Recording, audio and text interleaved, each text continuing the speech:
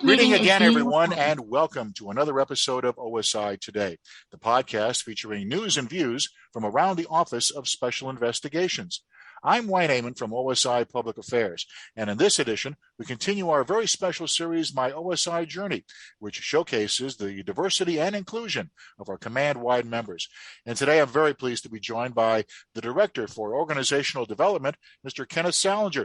Mr. Sallinger, welcome aboard. Great to have you with us and great to be speaking with you again. It's been a little while.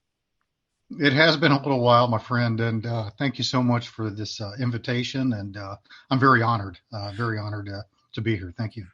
Well, we're always glad to talk to you, sir. Now, for the benefit of our listeners right up front, we're recording this podcast as you approach 40 years of service in the Air Force and OSI collectively. First of all, kudos on that longevity. And a lot of people say, if you do a job that you really love and enjoy, that time really flies by. Would that be a fair assessment of your career? I would certainly say that's a fair assessment.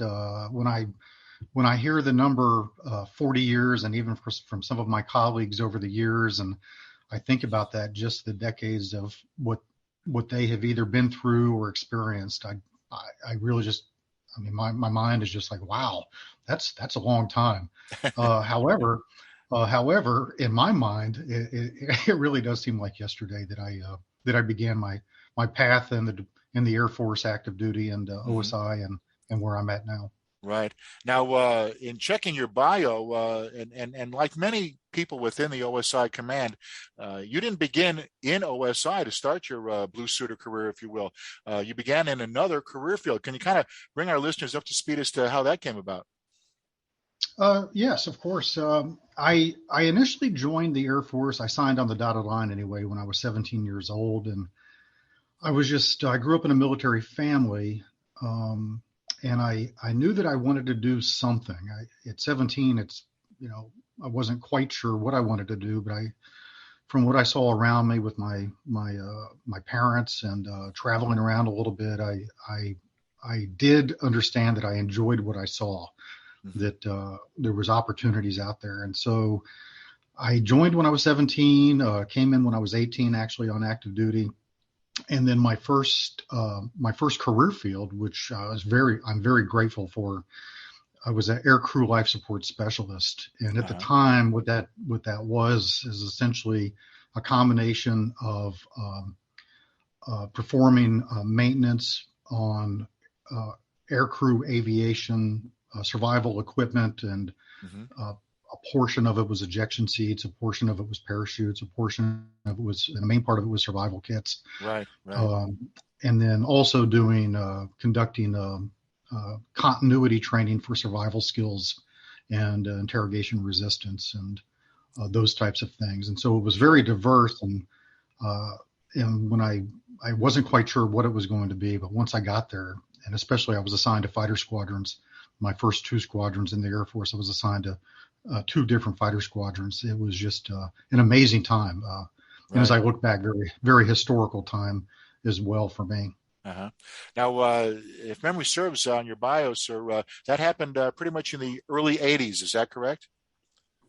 I did. Yeah, I joined in 1982, and my first assignment, my first active duty assignment was with the Rapid Deployment Force, a squadron with the Rapid Deployment Force with the 347th Tactical Fighter Wing and the 68th Tactical Fighter Squadron at Moody Air Force Base. And for those who don't know what the Rapid Deployment Force is, it was the precursor to what is now CENTCOM, and it developed as a result of what had occurred when we were trying to rescue the hostages in Iran.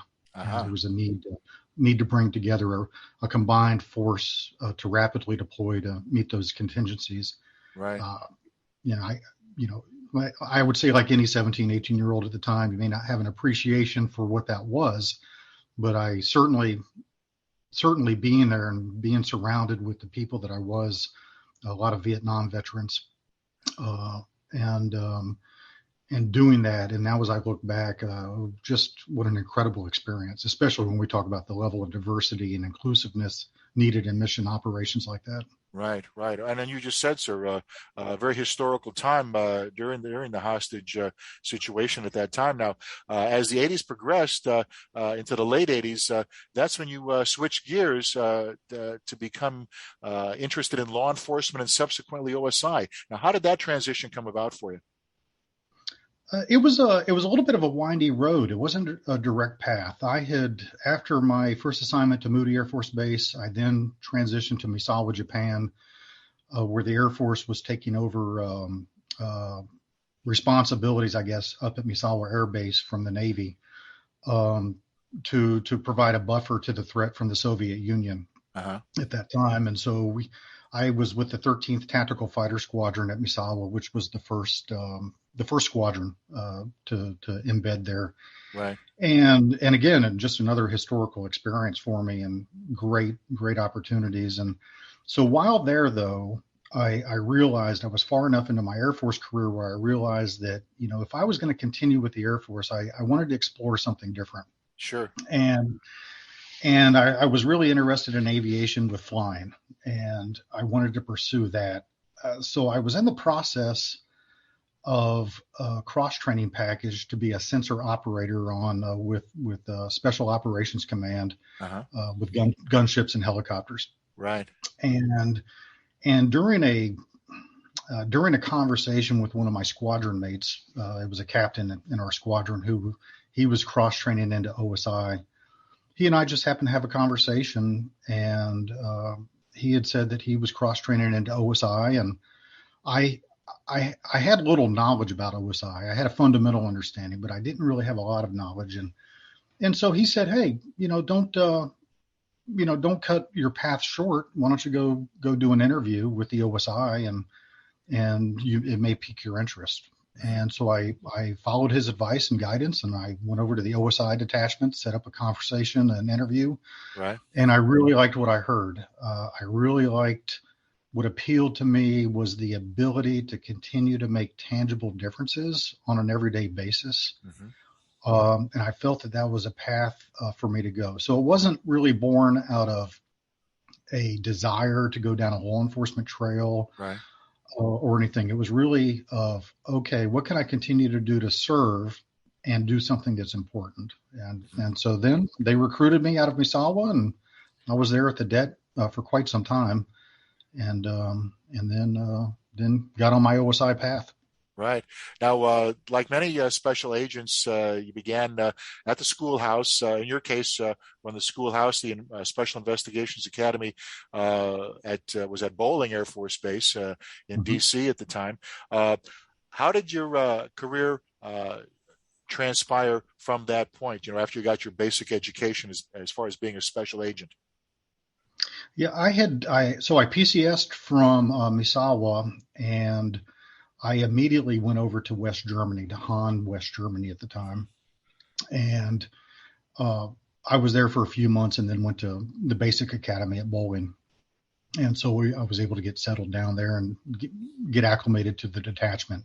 And that was a good experience, actually, going to my next detachment and understanding the mission set, and then going to the OSI Academy as a student so that I could have better context.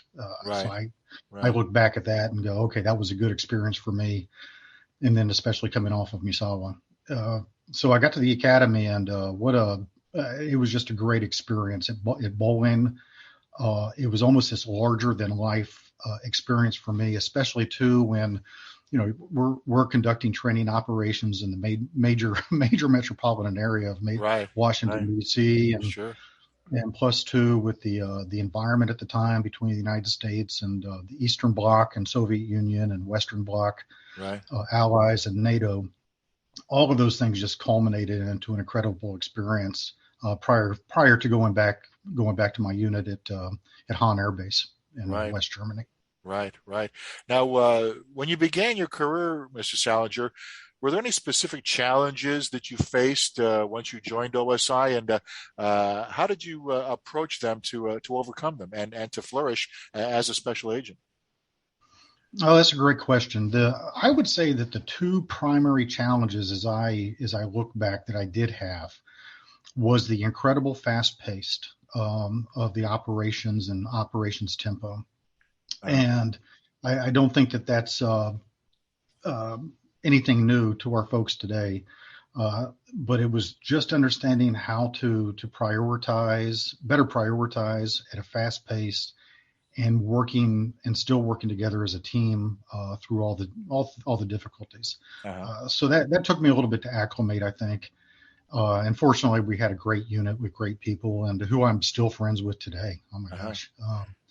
And probably the other thing that has been instrumental that I discovered about myself during that time period was that, we've got a big requirement, mission need that we talk to people, that we motivate people towards gathering information for our mission set. Right. And I really struggled with that. And as I reflect back and folks helped me, I really realized that I'm a huge introvert at heart. I really am. Huge. Wow. Some people may not realize that. Uh-huh. However, I don't seek out large groups. I am very comfortable, reading a book and just gathering information and thinking and being quiet. And so I found that was a significant struggle that I had at that time, and that OSI further identified, and they helped me in that skill set. They said, listen, if you're going to be successful, you actually have to talk to people. Right. So they were very, very good with me as I was on my probationary time period, and it took a village. It took an entire village to raise Ken Sallinger. Well, in fast forwarding things a little bit, sir, that kind of surprised me because for our listeners who may not know, you're also a retired command chief master sergeant with OSI. In other words, the top enlisted troop within the command during a few years of your OSI tenure. So I would imagine that being a command chief also was instrumental in helping you come out of that introverted shell. Would that be a fair assessment? Actually, the way I would frame it up is that knowing the difficulty, I guess, or that it's not in my, it's not a natural thing for me to go out and seek larger crowds and small, important conversational talk. I would say that I would always have to plan for those events. I see. And I still have to today. I have to, like anybody, I have to recharge a little bit. I have to understand what I need to do to fulfill certain roles. And it's all good because I enjoy people. I love people. I love, working together, high on collaboration. Right. I think though that I had to recognize that, okay, it's not normal or natural, I would say, in my DNA to just walk into a crowd and go, all right, let's go. And so I have to put those lessons learned that folks taught me as a skill set, to put those things in place to be the person I need to be for them. So I guess for you and I both are very sports fanatics, if you will. We talk sports, a lot. We're not doing a podcast together like this, and I'm thinking that I hear a lot of athletes say, "Well, this athlete's not a vocal leader; he just leads by example." Okay, and I would think that that might be kind of apropos in your case. After listening to your story here. I would say that I try to. I do really believe over time that while we all make mistakes, that we have to focus on, what's important. And I think for me anyway, that I believe that what is important is to watch somebody's behavior and what they accomplish and try to achieve. And then on occasion, some folks maybe a little bit more vocal in areas that could be appropriate. However, if there's no substance behind it, then there's something to pay attention to. So, Sure. So those are just some of the things that, for me anyway, have become important. Right. What inspires you to do your best in OSI? I would say currently, what really inspires me to do my best is to help pay back to others in a way that I've been given. Throughout my career, whether it's with OSI or outside of the command, when I was a command chief outside of OSI, I have really realized that there have been so many times where folks had a great deal of patience with me. They have helped build a path around me, asking what my goals were, and then they have used, I guess, their skills and sacrifice to help me get to places where I wanted to go. Right. And over time, I really began to value and appreciate that much, much more because I may not have really realized it earlier on. And so if there's anything today that I would like to do that really, and I often think about why am I still here in this Right. command and serving the Air Force and serving others, that's really what it comes down to. I want to vicariously continuously to live through wonderful people doing a hard mission for Right. good reasons.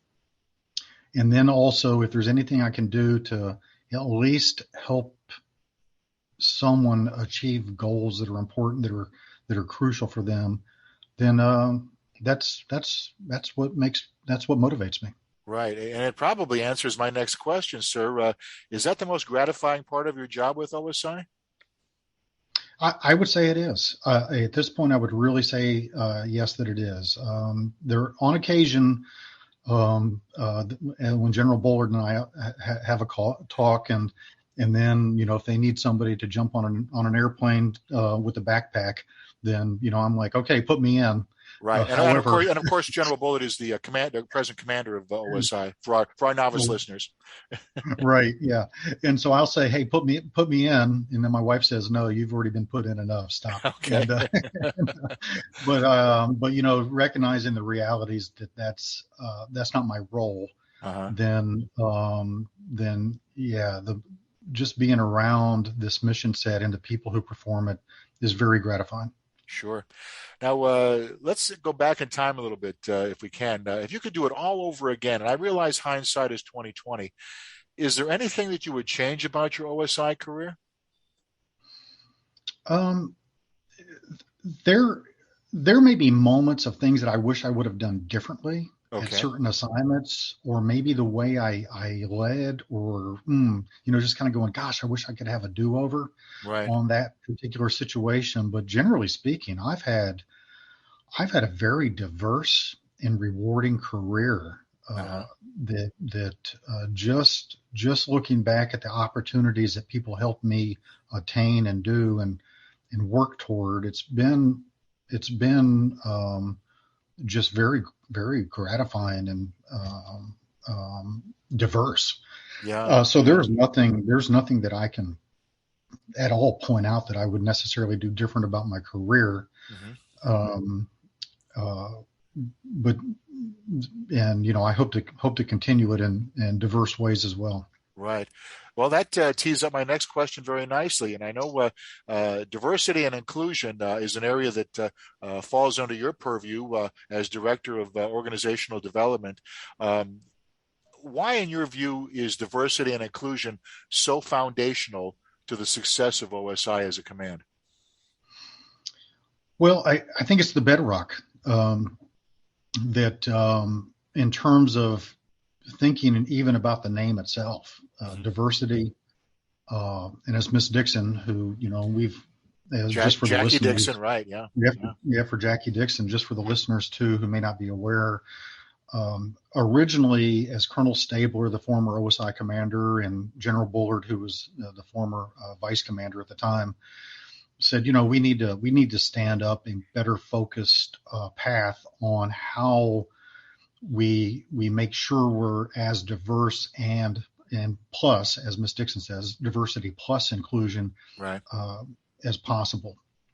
And, standing that up in a way that is better framed so that we can pursue what we need to for the OSI we need. And so that was originally done underneath my directorate, organizational development. And more recently, that's been transferred over to force development. Okay. Under the direction of still Miss Dixon right, and Colonel Jim Hudson. And I think that that's a great place for it, especially when we're talking about talent management. And so for me, the bedrock, when I think about the bedrock of OSI and our mission set, well, we live in a world that we need to embrace.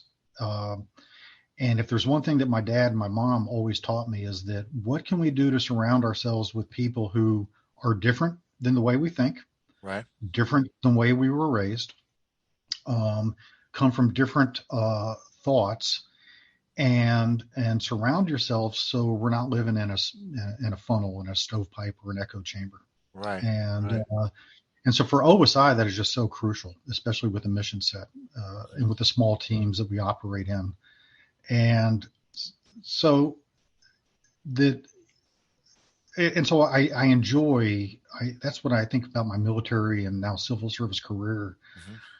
Just the opportunity to go and work on either on a diverse team of people that are the best that our society has to deliver. Right. And then reach success through all of the speed bumps and the potholes along the way. And then, at the end of the day, you look at, and you appreciate and value one another, and you respect one another. That's what success looks like to me. Mm-hmm. Let's bring out your crystal ball and dust that off for a second. Mr. Sallinger, what direction do you envision OSI going into the future? I know with the world being what it is, as far as the many challenges and the technology that changes every day, how do you envision OSI and their way ahead? The way ahead. Let me pull out my crystal ball here. I knew you had one. I do, and I think that the direction we're heading now is what I envision in terms of the crystal ball. When I first came into OSI, we had specialists within the special agent field. We did have some specialists, and generally speaking, the larger amount of our force were generalized special agents that we could kind of think, oh, all right, well, we'll plug them in somewhere and we'll give them some skills and they'll adapt. One of the things in the past that we were missing was bringing in, and this is why I'm so proud of our command over time. We brought in our intelligence specialists. We brought in our information management specialists and administrators. Right. We began to bring in more specialized fields that were careers, and understanding that everybody has a role and a mission qualification that we needed for this command. Right. So we're already down that path, especially under our current top 4 leadership, building on what's been built before. So crystal ball wise, I would say that we're going to end up having to become a little bit more specialized in certain areas, whether it's criminal forensics, cyber intrusion, our cyber abilities, all of those specialties, and that's going to be a hard balance. It's going to be difficult, but good things, difficult things mean that everybody has to get together and think about how that's going to be done. Sure. So crystal ball wise, I really see that we're increasingly having to focus on what does it mean to be mission qualified, to give people the skill set to focus on those challenges. And that's where like I said, under our leadership and moving forward, that's where I see that we're going to continue to go. I see. Now, going from your crystal ball to a recruiting hat, what advice would you give someone who would like to join OSI? The advice I would give, probably the advice I was given when I was struggling while I was on probation as a special agent. I would say that the advice I would give is to ask and make sure and be very clear what your role is. What does success look like to you? Embrace it, and then work hard as a team. Yeah. And listen. And then also, when you have something of value that is needed, provide it. Be assertive in that. Right. I think that one of the problem set areas that I encountered that kind of went along with my innate ability to be an introvert was and many times I wasn't as assertive in some areas that I needed to be. Uh-huh. There were maybe some skills and talents that I brought to the command or force that I thought were valuable, but I didn't have the level of professional, I would say, assertiveness to go, hey, I think that I can help here. Right. And so Right. as I think back, I would say that anybody who wants to come in OSI, number one, do it for the right reasons. Right. And then when you get there, understand the realities, that it's hard work, and then work hard as a team. Right. That will carry the day. Right. And it seems to me also, Mr. Sallinger, that education would play a large part in that. And I say that because when I looked at your biography, I was very impressed with the level of education that you've acquired. You not only hold a BS in Justice and Public Safety from Auburn University in Montgomery, a Master of Arts in Communication and Leadership, Organizational Development from Gonzaga University, a Graduate Certificate in Instructional Design and Project Management from the University of Wisconsin Stout. And this is the one that really caught my attention. You're currently pursuing a Master of Arts in Fine Art, Classical Realism, Traditional Painting and Drawing from the Academy of Art and University. So I have to ask you, sir, how did that all come about? Where did that interest come out? You mean the education in general, or the artwork? Well, no, actually, the classic realism and traditional painting and drawing. It just seems like it really stood out from the more traditional types of things that you might consider a special agent to possess in their toolbox. Yeah, well, if I could, I would like to. I'll get there in terms of that, because there is a specific reason, which is my wife and my mom's actually encouragement. Oh, okay. I would say here's the part too that about education. My mom especially, and my dad valued reading and education a lot. My mom was the first person out of our family to have gone to graduate from a 2-year school, and college. The idea of college was not a normal thought in our family. It was really more towards, hey, you work and the money's not there. You work hard, and just be good to people. Right. And so in high school, I went to summer school twice, 2 different times. For English. Uh-huh. And it wasn't because I couldn't do it. It was just because I just didn't have the interest, and I didn't have this stick-to-itiveness. And so my dad and mom sat down and said, "Hey, boy, you need to really think about your future and working hard at education too, along the way." Right. And so that stuck with me. But I will say this: when I went to summer school twice for English, I did really, really good in summer school. And very, very good. There you go. See, perseverance paid off. And I say that kind of jokingly because that had an implant on my mind. But then once I got in the military, I really realized that,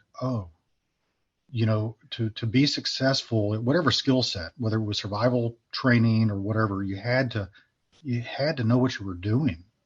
From a training and education perspective. So that guided me long term in trying to figure out how could I be as well as I could at my job with the education, and then also attaining. And part of it too was I wanted to make my mom and dad proud, and my kids. Be a good role model for my kids. There you go. Leading by example, right? Yeah.